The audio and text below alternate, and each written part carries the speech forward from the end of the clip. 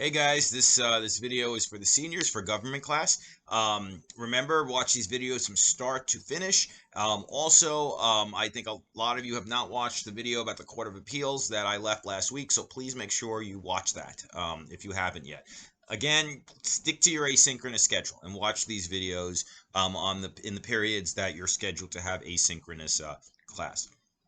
All right, so we're going to continue our discussion of the Supreme Court in this video. We basically the prevailing theme, I guess, from our in-person class today was that the Supreme Court basically has been a force for conservatism throughout most of its history.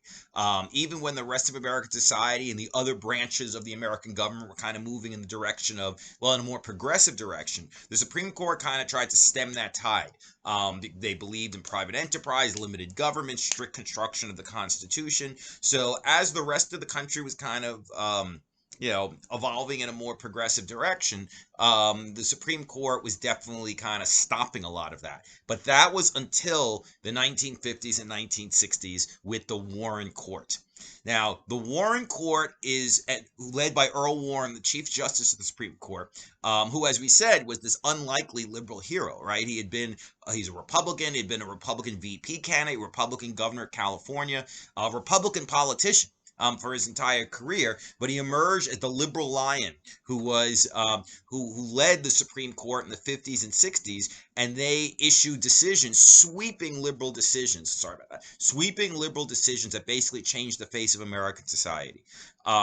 So Earl Warren was without a doubt the most influential Supreme Court justice, I'd argue, since John Marshall, the Chief Justice of the Supreme Court, who basically established the idea of supremacy of the federal government. The right of courts to overturn laws and all that are unconstitutional and all of that. So John Marshall is the most important Supreme Court justice, but Earl Warren, I think, is definitely second.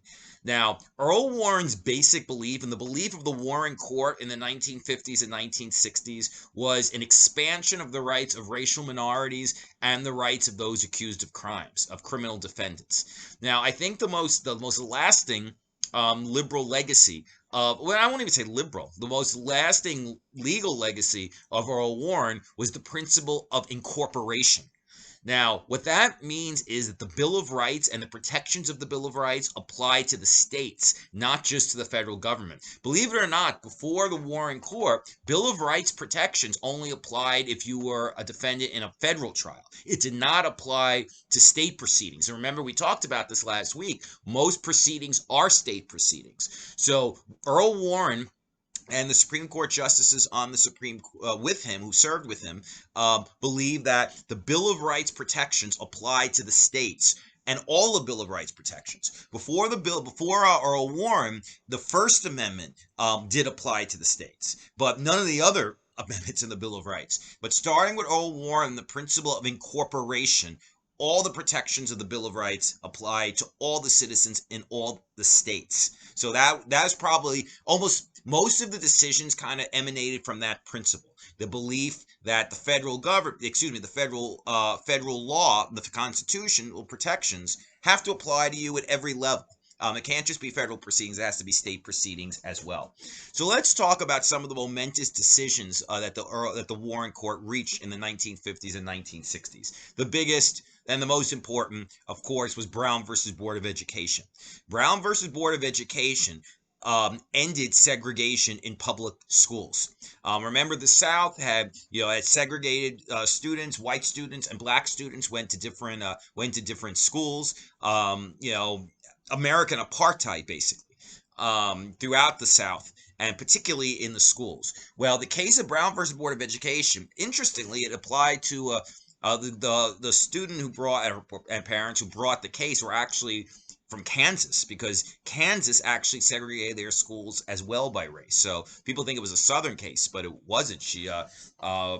Miss Brown, the defendant, and her parents were actually from Topeka, Kansas. And the school, she lived next to a school right near her house, but that was for white students, and she had to go to a school, across town that was the black school. And she was 9 years old at the time. So Brown versus Board of Education, when it got to the Supreme Court, Thurgood Marshall was the lawyer for the NAACP who was arguing against segregation in public schools using psychological arguments, basically saying that internalized race, that if you segregate the schools, you basically internalize a sense of inferiority onto black students, which lingers with them for their lives. And they actually had a doll test that an old psychological, not old, I think it only a couple years earlier, but now it's old.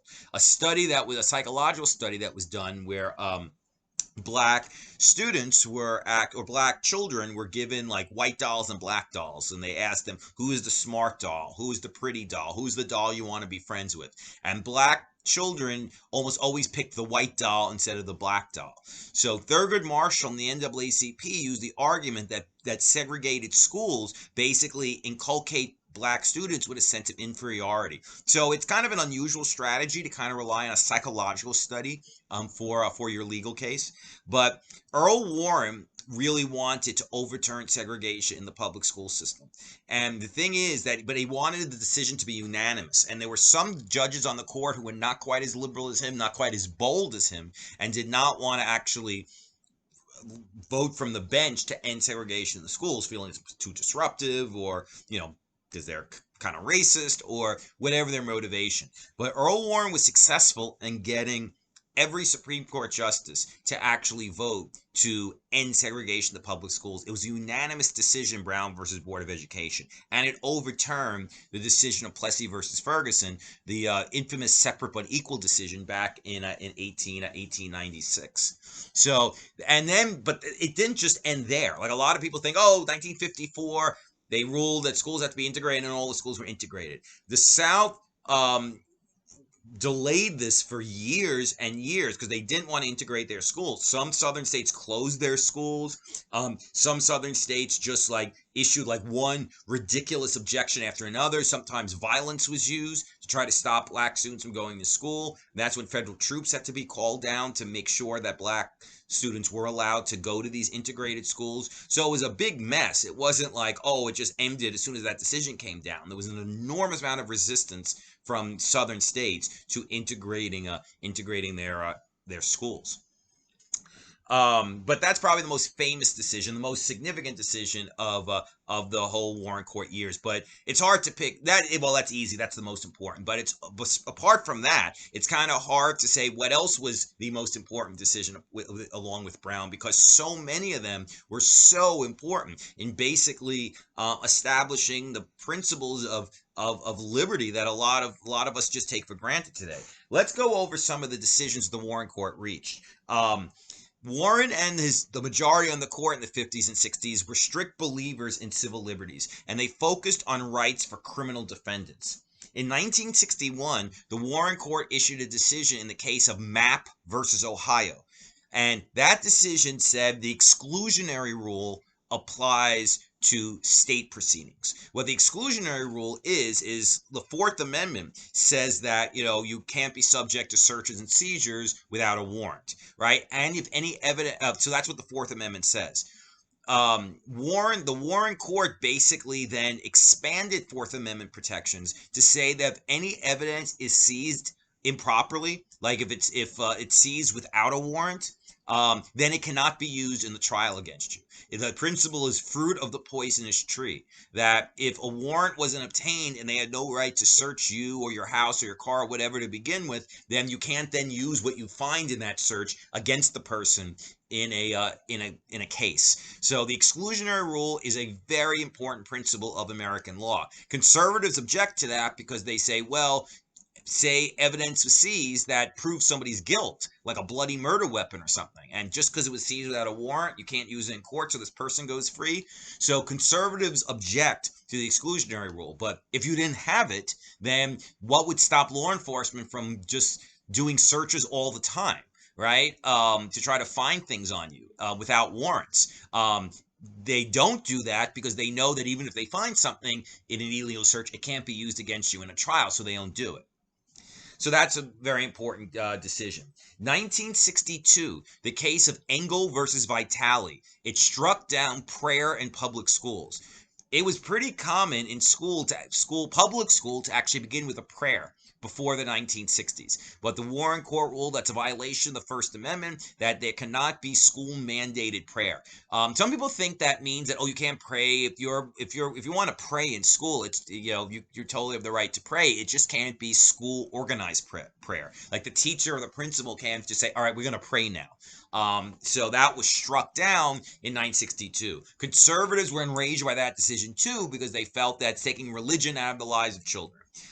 Even though the other argument is, well, you can be religious all you want, but it can't be school organized prayer. When there are other kids in the school who might be a different religion, who might not have any religion at all, or whatever. So you can't have prayer in public schools. It's a violation of separation of church and state. Probably one of the most significant decisions of the Warren Court, maybe I would group this along with Brown as the most important, was the case of Baker versus Carr in 1962 as well. And that decision established the principle of one man, one vote. Because what used to happen back in the day is a lot of states never redrew their congressional lines when there was a census. Like every 10 years we take a census, and what you're supposed to do is redraw the congressional lines in each state based on where people currently live. So more people live in a city now. The city is supposed to have more districts, while places where the population declined is supposed to have less districts. But that didn't happen before 1962 in a lot of states. Some states drew their lines like 50 years earlier, and they never redrew them, even though the population was completely different. So some areas with very small populations had a congressman, and then there were places like entire cities that only had one congressman, because they never redrew the lines based on the population shifts. Baker versus Carr said the states have to redraw their congressional lines and their legislative lines after the census. So every 10 years, as the population changes, you have to redraw the lines. Otherwise, a rural district, or a lot of people might have lived there in the 1920s, but maybe only 50,000 people live there now. But a district in an entire city, where maybe the population was small in the 20s, but in the 60s, there were a lot of people, they also only have one congressman. So it doesn't make any sense. So that decision said one man, one vote. You have to redraw the lines every 10 years after the census is taken. So next year is a year when they're actually going to be redrawing congressional districts, because the census was this year. The case in 1964, Gideon versus Wainwright, it said that everybody is entitled to a lawyer. What some state, you are entitled, the Sixth Amendment actually does say you have the right to an attorney, but the thing is, that didn't necessarily mean that, you have to be, you have to be given one, right? You have the right to a lawyer, but if you can't afford one, oh well. But Gideon versus Wainwright in 1964 said if you cannot afford an attorney has to be provided to you at state expense. So you have the right, not only a lawyer in theory, but you have the right to have a lawyer in practice as well. In 1964, the Supreme Court upheld the Civil Rights Act. Some people object to the Civil Rights Act and say, well, I have a business. If I don't want to let black people into my business, that's up to me. Well, the Supreme Court said no. The Civil Rights Act, which actually banned that practice, it said that, you have to, it's completely constitutional if you're engaged in interstate commerce, if you run a business. So the government does have the right to tell you, well, you can't decide who you want to let in. If you're a business open to the public, you have to be open to all the public. 1966, the case of Miranda versus Arizona, it said you have the right to be told your rights when you're being arrested. Those are your Miranda rights. You have the right to remain silent. Anything you say can and will be used against you in a court of law. You have the right to an attorney. If you cannot afford one has to be appointed for you. So you have to be read those rights when you're arrested. You can't just be assumed to know what rights you have. And if a confession is actually given before you read your rights, the confession cannot be used. The arrest is a poisonous arrest. If it's done without the person being read their rights. It's a very, very important principle.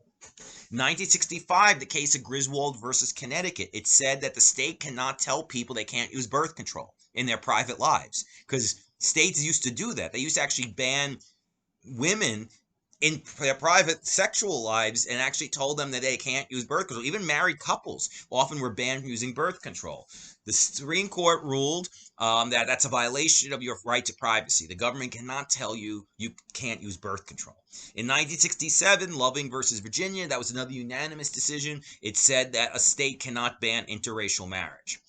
So that's a very, very important important principle. That was very important to me, especially. So you can't ban interracial marriage. So these are really, really important decisions, right? That basically expand the meaning of liberty to a lot more people. Freedom of speech, freedom of religion, freedom of the press. The Warren Court ruled that you can't sue someone for libel if you print something factual about them. Just because they don't, if just because they don't like it said, that doesn't mean that they can sue you for libel. And you actually have to show malice if you're going to prove a libel case. That's a very important principle of freedom of the press, because just imagine if reporters felt they could be sued if they're reporting the news, right? That would really stifle freedom of the press. So it's a very important principle to establish that, you can't just sue someone for libel just because you don't like what they say about you. Due process for those accused of crimes. These are very, very important principles. Thurgood Marshall, who was the first black justice of this on the court, joined the Warren Court in 1967. And also was a quite liberal justice, so he voted with the Warren liberals.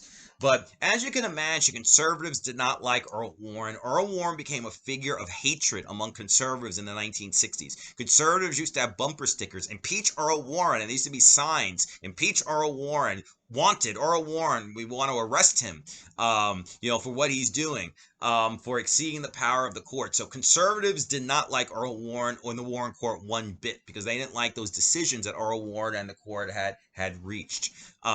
But most of the Warren Court decisions have stood the test of time, even though the court has definitely gotten more conservative since Earl Warren left in 1969. Most of the principles of the Warren Court have remained, which is quite a statement. Now, after Earl Warren left the court in 1969, the court definitely did get more conservative, but it didn't swing way to the right. Again, they didn't overturn a lot of the Warren decisions, but they definitely got more conservative. The Warren's successor was a man named Warren Burger. I know it's confusing. Warren. Warren Burger was the Chief Justice of the Supreme Court from 1969 until 1986. Even though he was seen as a conservative justice, he was really unable or unwilling to actually shift the court to the right. Most of the other judges and a lot of lawyers didn't have much respect for Warren Burger, feeling he was kind of an intellectual lightweight, that he was kind of incompetent in terms of managing the court. The court was more conservative under Warren Burger, but it still issued some liberal decisions. Warren Burger's court banned the death penalty. The death penalty was actually illegal in the United States for 4 years. They issued the Roe versus Wade decision that said a woman has the right to an abortion, which was a 7-2 decision. They upheld busing. Busing is when black students are bused to schools in predominantly white areas and vice versa, which is extremely controversial practice, and something that's a lot of people in both white and black have some issues with busing, because it's incredibly disruptive to students. So, it's a controversy throughout the country in the 1970s and into the 1980s. But the Supreme Court under Warren Burger said it was constitutional, though, to bus students. They're not saying you have to, but if a city or state chooses to do it, it is constitutional. The first woman was appointed to the Supreme Court when Warren Burger was chief. Sandra Day O'Connor. She was appointed in 1981. She was definitely she was a moderate conservative. It's like a center-right jurist. So the first woman on the court, Ronald Reagan, a conservative president, had actually promised when he was running that he would appoint the first woman on the court, and he did that. In 1986, Warren Burger retired. The new Chief Justice was a man named William Rehnquist. Now, William Rehnquist was very conservative. He had been an Associate Justice on the court before he was appointed Chief Justice. The thing is, when you elevate an Associate Justice to Chief Justice, a president gets 2 appointments, right? He's elevating you from Associate to Chief, and then he gets to fill the Associate role, Associate Justice position. So he gets 2 appointments for one vacancy. So William Rehnquist, who was the most conservative judge on the court as Associate Justice, was promoted to Chief Justice in 1986. Rehnquist was quite conservative. He was a strict constructionist. In fact, he had been a Supreme Court clerk in the 1950s, and he actually recommended that Plessy versus Ferguson be upheld. And he was against the ultimate Brown versus Board of Education decision. So that even though that caused him a lot of trouble later on when he was trying to get these Supreme Court appointments, even though he says now he supports integration of the schools. But that was just like a really big indication of how conservative William Rehnquist was. And Rehnquist, along with new appointments that were made by Ronald Reagan and George Bush Sr., definitely swung the court to the right. And they had more conservative positions. They favored states' rights. They favored greater limits on government power to regulate business. They supported some abortion restrictions. So even though the court was conservative, it didn't go back to like the pre-Warren court kind of conservatism under Rehnquist, but it definitely was more conservative. Bill Clinton got 2 appointments to the Supreme Court, one being the late Ruth Bader Ginsburg. George Bush Jr., W. Bush, got 2 appointments to the Supreme Court. President Obama got 2 appointments to the Supreme Court, and Donald Trump has gotten 3 appointments to the Supreme Court. The longest served justice on the court today is Clarence Thomas, who's been on the court since 1991. There's a lot more diversity now on the Supreme Court than there used to be. The Supreme Court was a domain for white males throughout history, right? The first non-white person appointed to the court was Thurgood Marshall, 1967. The first woman, Sandra Day O'Connor, in 1981. But today, there are 3 women on the Supreme Court. Sonia Sotomayor, Elena Kagan, and Amy Coney Barrett, the new justice. There are 2 Jews on the Supreme Court, Stephen Breyer and Elena Kagan.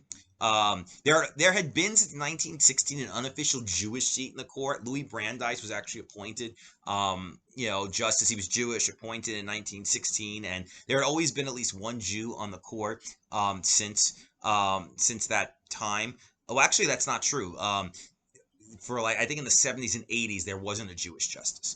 But now there are 2 Jews in the court. When Ruth Bader Ginsburg was alive, there were 3. There are 6 Catholics on the Supreme Court. There's only 1 Protestant justice, Neil Gorsuch, on the Supreme Court, even though this country is majority Protestant. So that's very interesting. The trend has been now to nominate Court of Appeals judges for Supreme Court justice for positions. That wasn't always the case. Previously, politicians were routinely appointed to the Supreme Court. Presidential allies, people who were like, help the president win the election, were routinely appointed to Supreme Court positions. A lot of Supreme Court justices through history had no judicial experience. It was very, very common. But almost always now, Supreme Court justices are picked from the ranks of the Court of Appeals, and particularly the Court of Appeals for D.C., which is the one, remember, hopefully you watched the last video, which is the most important appeals courts. I don't know if that's good. The thing is that on the one hand, you do get people who are, who are very, knowledgeable judges and people who know the law, know how to be judges and everything. But I think there is something to be said to actually appoint justices who have a range of life experience. And that could include like practicing law as a prosecutor, as a criminal defense lawyer, somebody who had been elected to office, right? That takes a skill set to be elected. And maybe somebody who had been like an academic for a lot of their career. So I don't know. I think it is important to kind of have people come to the Supreme Court with different skill sets and who kind of did different things in their lives. But that's not the way most appointments have been made in the past few decades. Almost all Supreme Court justices are appointed from the Court of Appeals. And confirmations have become very, very contentious. Historically, that wasn't always true. Some Supreme Court appointments had been approved almost unanimously, even like really ideological ones. Antonin Scalia, who was a very conservative judge, was confirmed unanimously Supreme Court. Ruth Bader Ginsburg, I think she only had 2 senators out of 100 voted against her. So historically, like the confirmation hearings have not been as contentious as they are today. Now it's like they're battle royales. Right, where conservatives mobilize if they think it's a liberal justice being appointed, and vice versa. Right, Brett Kavanaugh and Amy Coney Barrett were both confirmed by only 2 votes. I think it was 50-48 or 51-49, like in respectively. So these are very, very narrow confirmations. So politics has now completely gone into the Supreme Court confirmation battles, where a lot of conservative senators do not want to approve Democratic appointments, and vice versa. And they just refuse to confirm the person. And again, it's to argue that wasn't always the case. When justices were denied confirmation or had close votes, it was usually because of something particular to them. Like maybe they had some ethical problem, they had a past position that was questionable or something. But not because you just disagreed with the way that you think they'll rule. That's a fairly new phenomenon. John Roberts is a conservative. He's been the Chief Justice since 2005. Conservative leaning, for sure. But someone who actually said he saw his role as a judge as similar to an umpire, calling balls and strikes, he says. Because he said he's very concerned about the politicization of the Supreme Court. He said that what's going to happen is the Supreme Court is just going to now be considered just an extension of politics. And he was very worried about that. And he said that, and I think that explains the reason why Roberts, even though he's quite conservative, isn't quite as ideologically conservative as some of the other justices, because he really cares about the integrity of the Supreme Court and wants everybody to really respect the Supreme Court as an institution, regardless of their politics. All right, guys, very good. So remember, I hope you watch this video from start to finish. In our live class on Thursday, we're going to talk a little about the inner workings of the Supreme Court. How does the highest court in the land actually operate? All right, guys. So I will see you on Thursday. Peace.